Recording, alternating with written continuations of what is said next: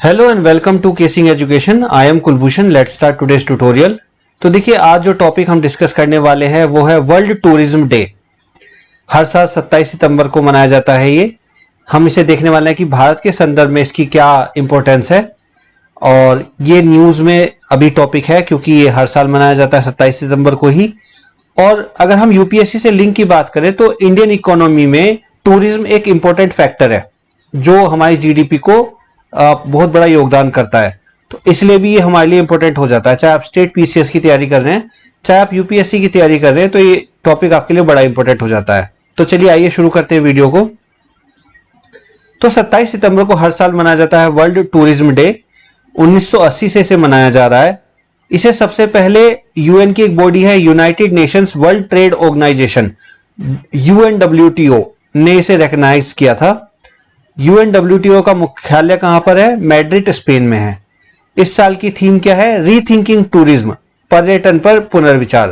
देखिए, हम सभी जानते हैं कि जब कोविड-19 आया तो सारे देशों ने एक जगह से दूसरी जगह जाने पर पाबंदियां लगाई। एक देश से दूसरे देश में जाने पर भी पाबंदियां थी। तो जो सबसे ज्यादा जो सेक्टर जिस पर प्रभाव पड़ा वो था टूरिज्म सेक्टर। तो अब हम इसको दोबारा से ग्रो करने की कोशिश कर रहे हैं। दोबारा से हम चाहते हैं कि एक्सपेंड करें। इसके लिए ये थीम रखी गई है, रीथिंकिंग टूरिज्म, पर्यटन पर पुनर्विचार। सबसे पहले हम देखते हैं पर्यटन के क्या फायदे हैं। तो हम सभी जानते हैं कि जो पर्यटन उद्योग है वो जीडीपी में योगदान करता है, क्योंकि जब लोग एक जगह से दूसरी जगह पर घूमेंगे तो उससे क्या होता है? रोजगार पैदा होता है। किन लोगों के लिए? जो वहां पे काम करते हैं, है ना, उनके लिए एक रोजगार का अवसर रहता है। समावेशी विकास पर जोर देता है। इससे सभी लोगों का विकास होता है। देखिए, अगर एक जगह पे कहीं पे टूरिस्ट जा रहे हैं तो क्या होगा? वहां की गवर्नमेंट उस जगह को और अच्छा डेवलप करेगी, और अच्छा डेवलप करने के लिए क्या होगा? वहां पर काम कराएगी। काम कराने के लिए मजदूर हायर होंगे, इंजीनियर्स लगाए जाएंगे, नए इंफ्रास्ट्रक्चर बनेंगे, है ना। ये सारी चीजें तो एक टूरिज्म की वजह से देखिए कितनी सारी चीजें चल रही हैं साथ के साथ। तो समावेशी विकास पर भी ये जोर देता है, लॉन्ग टर्म बेनिफिट देता है। अगर हम एक एरिया को डेवलप कर रहे हैं तो क्या होगा? वहां पे अल्टीमेटली जो अर्निंग है लोगों की वो बढ़ेगी, है ना। उस एरिया को और ज्यादा डेवलप होने में मदद मिलेगी। तो ये लॉन्ग टर्म के लिए भी बेनिफिट देता है। अगला पॉइंट है, इससे ऑर्गेनाइज्ड और अनऑर्गेनाइज्ड दोनों सेक्टर में बढ़ोतरी होती है। देखिए, जो किसी भी इंसान ने सोचा कि वो घूमने जाएगा तो सबसे पहले उसने क्या किया? उसने किसी टूरिज्म साइट से टिकट बुक करेगा, वो अपनी साइट प्लान कर, अपनी जो टूर है वो उसको प्लान करेगा।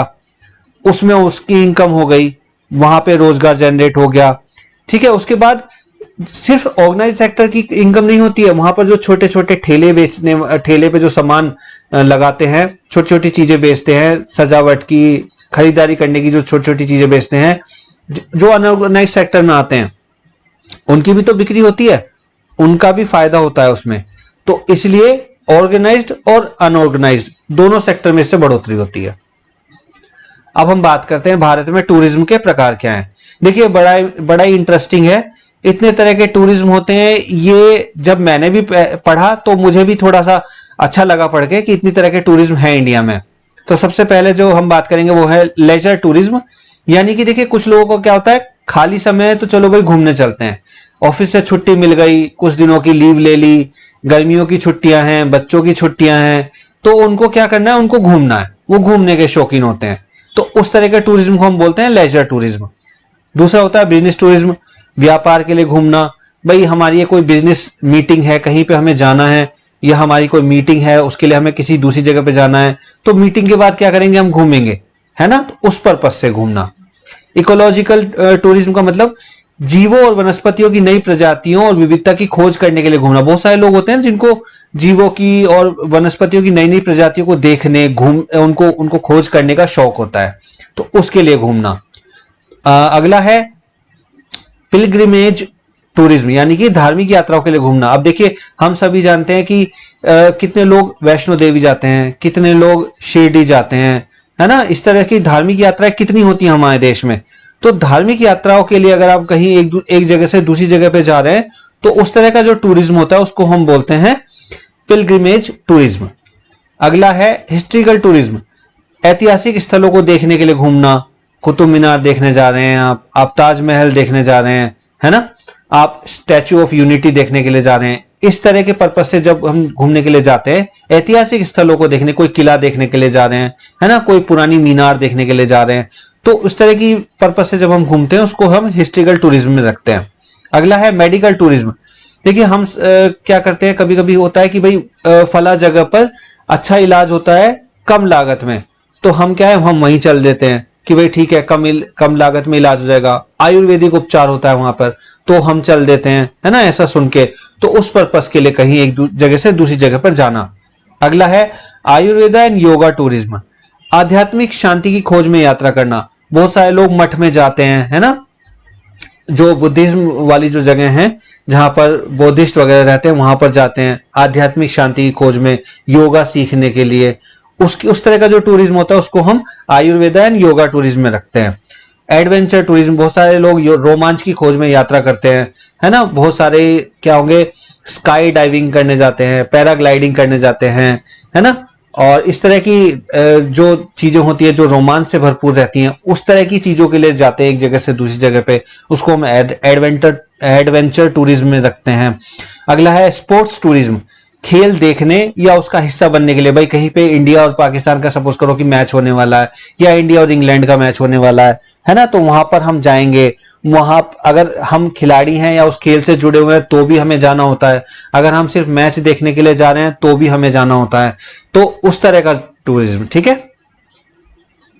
अब देखिए इसका पोटेंशियल क्या है, टूरिज्म सेक्टर का पोटेंशियल क्या है, क्या इससे क्या फायदे हो सकते हैं, इसकी क्या ऐसा पोटेंशियल है जिसके लिए हम इसको एक्सपेंड करना चाह रहे हैं, इसको ग्रो कराना चाह रहे हैं।